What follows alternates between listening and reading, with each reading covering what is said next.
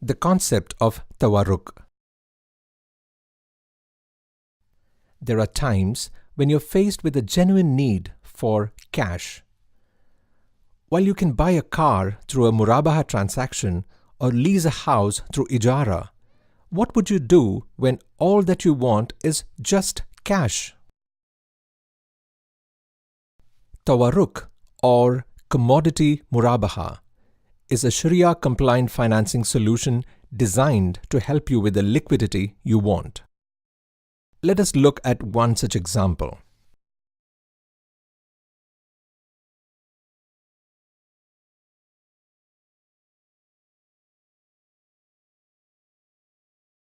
Ayub is a sales executive with a company in a bustling Middle East city.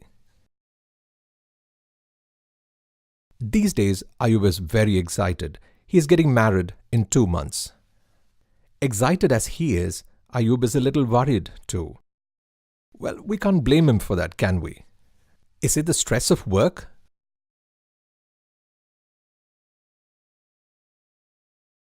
Aha, that's enough reason to worry about. Looks like Ayub is in trouble. His projected expenses for the wedding are way above his savings by 63,000 dirhams. Ayub decides that it is time he consulted Mr. Omar, the CSO of the Islamic Bank, about his predicament. Maybe Mr. Omar will have a solution.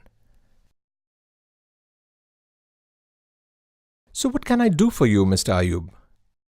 Mr. Omar, I'm getting married shortly, and I think I might have to borrow some cash from the bank to help me meet the marriage expenses.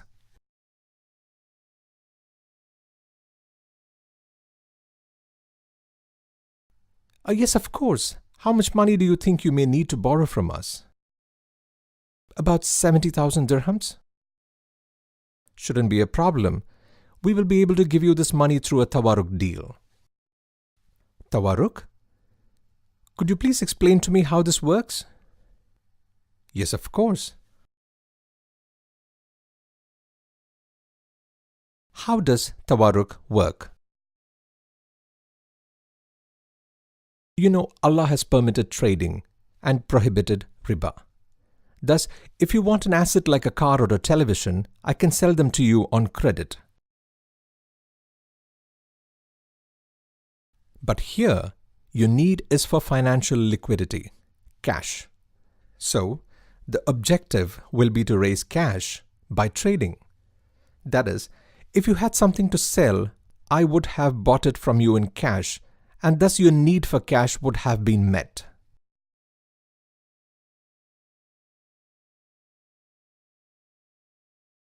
But again, you do not have anything to sell, do you? No, I don't. Let's look at a hypothetical situation. Now, you want cash of 70,000 dirhams to help you meet your marriage-related expenses. Let's say you have 2 friends, A and B.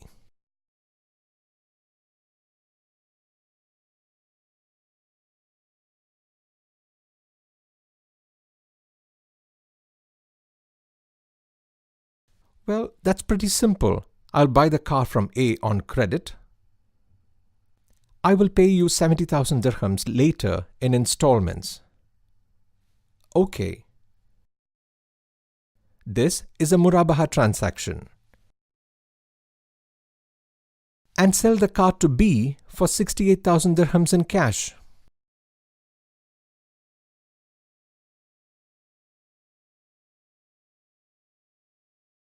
Yes, now you have the funds that you wanted. All you did was to trade, and so the transaction is in compliance with Sharia. You will have to bear some loss, but you will also have benefited by getting the money for your immediate use, which can be repaid in future. Tawarruk raises liquidity by way of permissible trading. It sounds so easy. Is this how tawarruk works?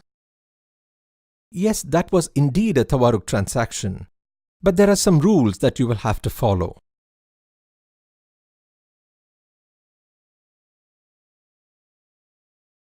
Islamic covered cards. Using the tawarruk mechanism, let us suppose that the Islamic Bank acting as your agent, is able to sell copper for 10,000 dirhams. Under the Wadi'a principle, the bank is a safekeeper of the funds. Now, instead of crediting your operating account with the sale proceeds, the bank creates a guaranteed current deposit account for you for 10,000 dirhams. This will be your covered card limit. You can use the card for retail purchases and cash withdrawals just like a conventional credit card. Your transactions will be backed by the cash held in your Wadi'a account.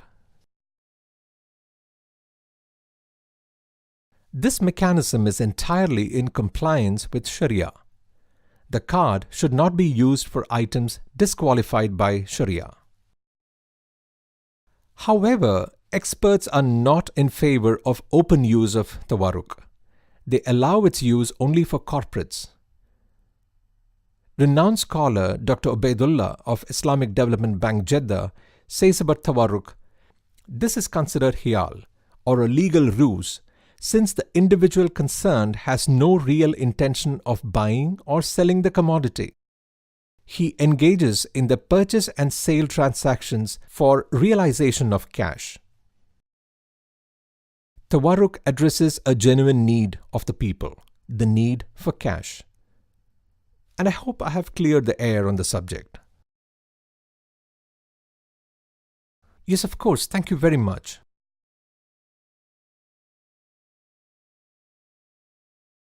Tawarruk is an Islamic financing method used to provide customers with liquidity. Tawarruk is a means of generating cash by way of trading. The commodity is being traded only for the purpose of raising funds and not as an end in itself. It combines two separate sale and purchase transactions. There are three important rules to be followed to ensure that the Tawarruk transaction is valid. Rule number 1. The commodity must be sold to a different person and not to the seller himself. Otherwise, it will be a case of sale and repurchase. There must not be a prior arrangement between the parties to a Tawarruk transaction. Rule number 3. There must be a time period between each purchase and the subsequent sale. Tawarruk is also the basis for the issue of Islamic covered cards. Some scholars have reservations against Tawarruk based on the fact that Tawarruk creates new debts far larger than the cash received. You may now reinforce your learning by going through this topic in the illustrated textbook and check your comprehension of the subject by attempting the questions in the workbook. Our next module will introduce you to the concept of musharaka.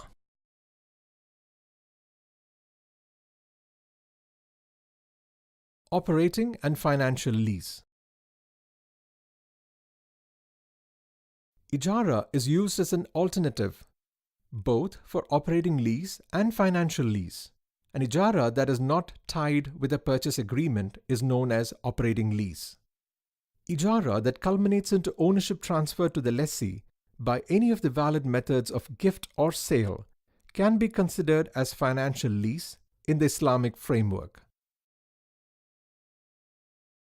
Ijara as an operating lease is suitable for expensive assets such as ships, aircraft, and heavy-duty industrial and agricultural equipment. Ijara with the effect of a financial lease is widely used in real estate, automobiles, computers, machinery, and equipment. This is the best method of acquisition if the equipment is used for a relatively short time or if it has a poor resale value. Ijara with the option of sale or gift is permissible as long as the transfer of ownership of the asset to the lessee is kept separate from the lease. Thank you so much for your time and patience. I think we can proceed with this transaction. Let's recap what we have learnt in this module. The concept of Ijara. Under Ijara, The Islamic bank leases the use of an item or facility to a client against an agreed rental for a fixed period. The ownership of the leased item remains with the bank. Only its usufruct is transferred to the lessee. The steps to be carried out in an ijara or lease contract. The basic rules of an ijara contract. The period of lease and the rental for the full period is determined upfront. The lease period shall commence from the date of delivery of the property. The bank need not be compensated if any harm to the property is caused by factors beyond the control of the lessee. If the property has lost its function and no repair is possible, the lease shall terminate on the very day the loss has occurred. We also learnt how the ijara can be terminated.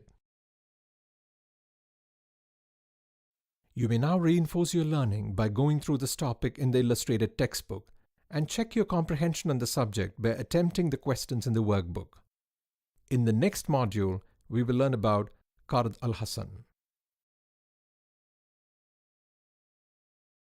Conditions for a valid ijara. Transferring only the usufruct and not ownership is necessary. Hence, ownership-related risks and expenses will remain with the lessor. Things having no usufruct at all cannot be leased. For example, barren land cannot be leased. Consumable goods have usufruct, but they cannot be the subjects of ijara.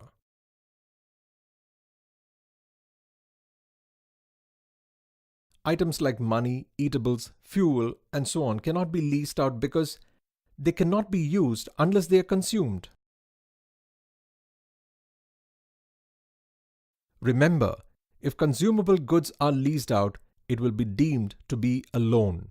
All the rules concerning a loan shall accordingly apply. Any rent charged on this invalid lease shall be riba charged on a loan. No, since the ownership is not transferred to you, you will not be liable to pay any taxes.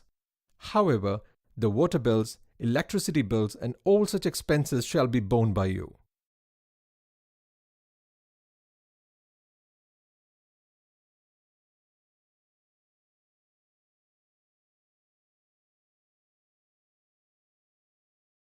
You must not use the asset for any other purpose than what is specified in the agreement.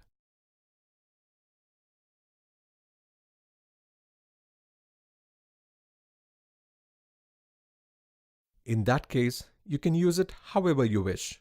But you cannot use the asset for unusual purposes unless the bank expressly permits it.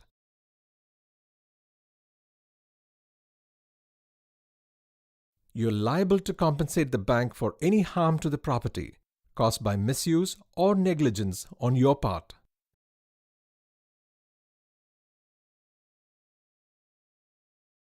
A lessee is considered as ameen or trustee, and as such he has to take care of the asset as if it is his own.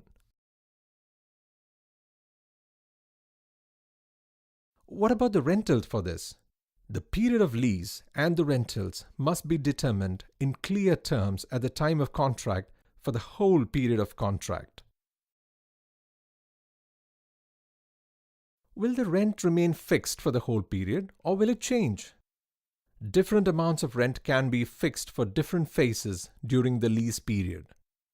The amount of rent for each phase must be specifically agreed upon at the time of effecting the lease.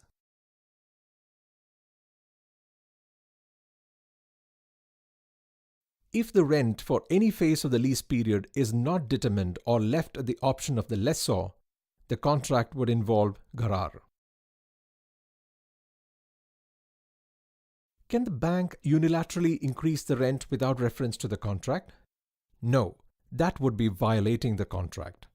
The lease period shall commence from the date the property is delivered to you in usable form, no matter whether you have started using it or not.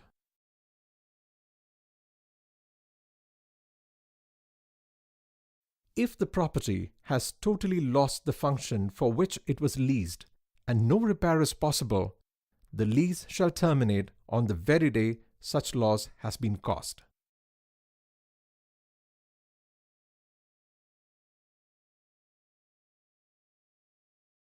If the loss is caused by the lessee's misuse or negligence, the lessee will be liable to compensate the bank for the value of the property as it was immediately before the loss. However, damages to the property by earthquakes, floods, etc., which are beyond the control of the lessee, shall be borne by the bank.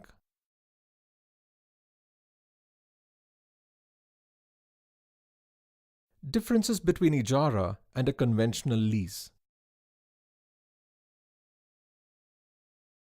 How is ijara different from conventional leasing? In an ijara lease, rent is charged only after the lessee has taken delivery of the asset. But in a conventional lease, the lease commences on the agreement date or the date when the bank releases funds for purchase of the assets to be leased, irrespective of whether the lessee has taken delivery of the asset or not. Charging rent before the lessee has taken delivery of the asset amounts to charging rent on the money disbursed. This is riba and thus prohibited by Sharia. In an ijara lease, all expenses and losses to the asset are the liability of the lessor, since the ownership is with the lessor. In a conventional lease, however, the lessor gets rent on his money and all expenses or losses are loaded onto the lessee. In an ijara lease, if the bank appoints the lessee as its agent to purchase the asset to be leased, the risk of the asset will be that of the bank, as long as the client serves as its agent for purchase of the asset. However, in a conventional lease, all risks are borne by the lessee. What happens if I am unable to pay the rent on time? It is forbidden in Sharia to charge any additional amount in case of default of payment of rent. That would amount to riba, which is impermissible in Sharia. However, in case of default, you may be liable to pay some money to charity.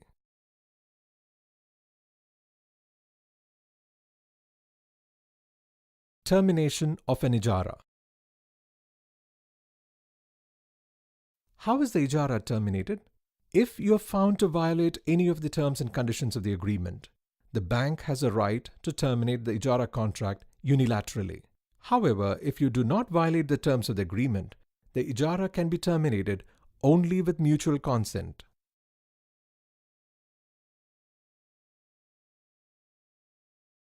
I guess I will own the villa at the end of the lease period. Modern financial leases usually have an implicit feature that the ownership of the leased asset is transferred to the lessee at the end of the lease period. Combining a lease contract and a sale contract in a way that both become part of one contract is not in compliance with Sharia, since they are different in nature. However, there are different options to transfer the ownership title to the lessee at the end of the lease. The rules of ijara apply till the lease continues.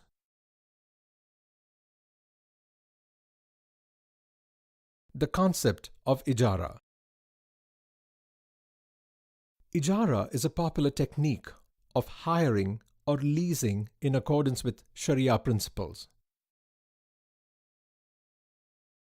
Mr. Arshad, a successful young executive, is planning to build a villa.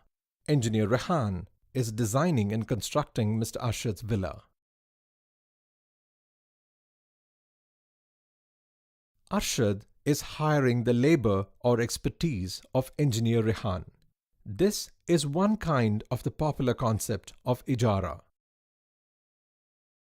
Ijara is an Islamic term that means to hire or lease a physical asset or services against the payment of agreed rentals or wages. Ijara is used for two different situations: to hire the services of a human being and to lease a physical asset, hiring of the usufructs or benefits of assets. Usufruct means the legal right to use and enjoy the advantages or profits of another person's property. Let's take a look at ijara to hire the services of a human being. Arshad, the employer, is called the mustajir, one who takes the services on hire. Rehan, who is employed, is called the ajir, or one whose services or labor is hired. Rehan starts to build the villa. Based on the progress of the construction, the mustajir pays the wages or ujrat. Very soon, the villa is completed. Arshad now wants to lease the villa out to his friend Ali. Arshad, the one who gives his asset on lease, is termed as mujir, or the lessor. Here Ali, the person who takes the asset on lease, is called mustajir, or the lessee. This is a direct lease between Arshad and Ali. Ijara in banking. Ijara is a mode of financing popularly used by Islamic banks.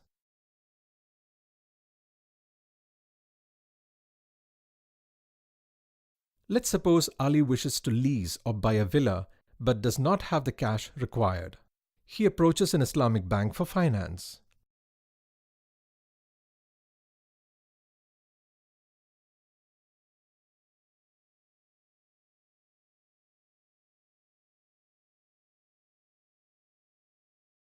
Ijara may be defined as an arrangement under which the Islamic bank leases the use of equipment, building, machinery, or other fixed assets that cannot be consumed.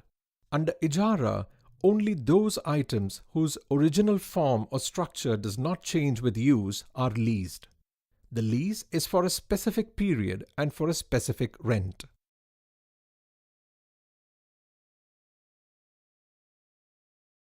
Yes, you can say so, as something is transferred from one party to the other. But there are crucial differences in terms of rights and responsibilities of the parties to the contract.